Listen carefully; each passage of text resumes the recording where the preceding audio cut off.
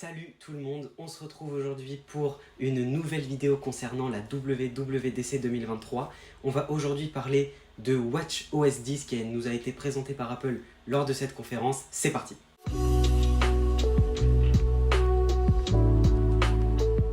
Alors il y a eu pas mal de nouveautés bien sympathiques concernant watchOS 10. Désormais avec watchOS 10, on peut tourner la Digital Crown pour avoir accès à différents widgets. On n'est plus obligé d'appuyer sur la Digital Crown du coup pour accéder à toutes les applications.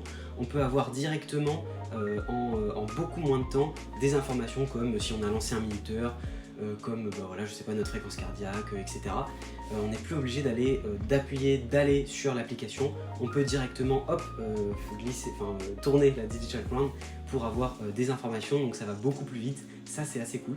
Beaucoup d'applications ont aussi été redesignées, je pense par exemple à la météo, à l'application Form, etc. Il y a pas mal de redesign, donc ça c'est cool, ça remet un petit peu au goût du jour certains trucs.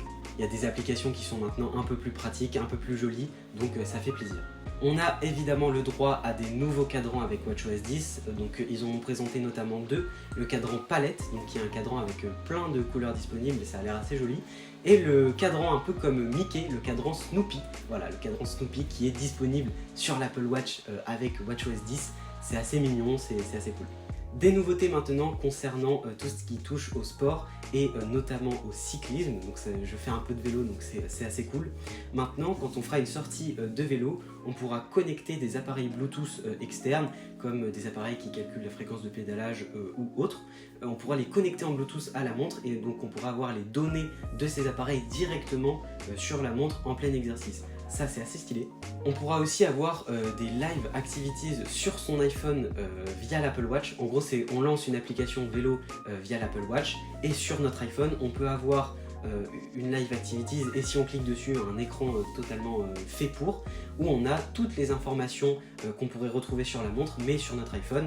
Donc si on veut le mettre sur notre guidon pour avoir des informations qui soient un peu plus visibles, etc.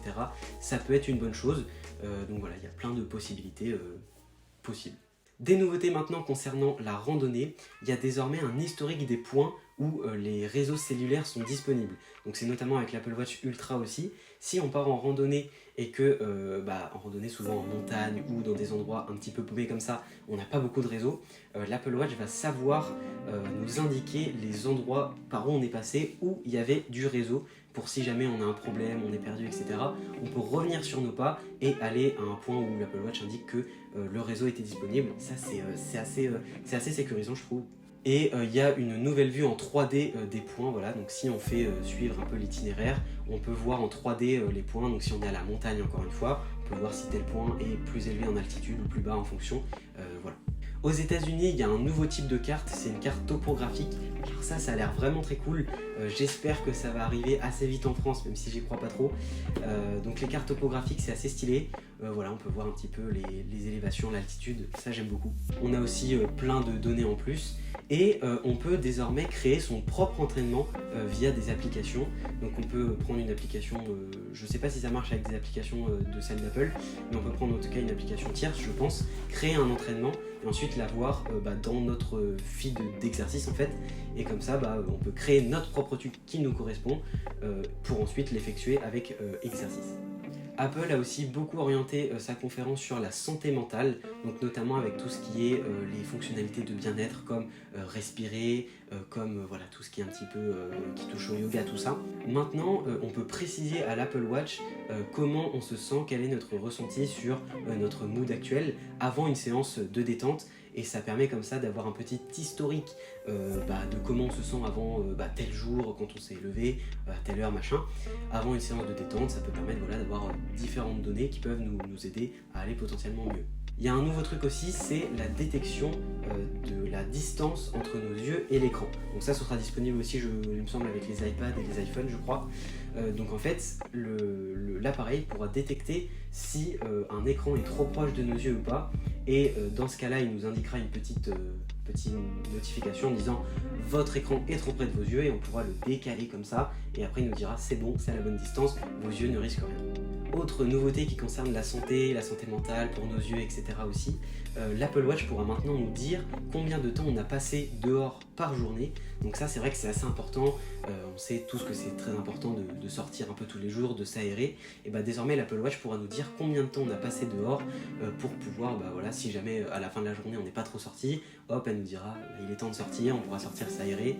Donc c'est bon pour nos poumons, pour nos yeux, pour notre cerveau, tout ça, donc ça fait plaisir. Donc voilà, j'ai maintenant fini avec les petites nouveautés de WatchOS 10. Donc il y en a évidemment d'autres, je les ai pas toutes dites dans cette vidéo, mais voilà, j'ai dit les principales, celles que j'ai notées.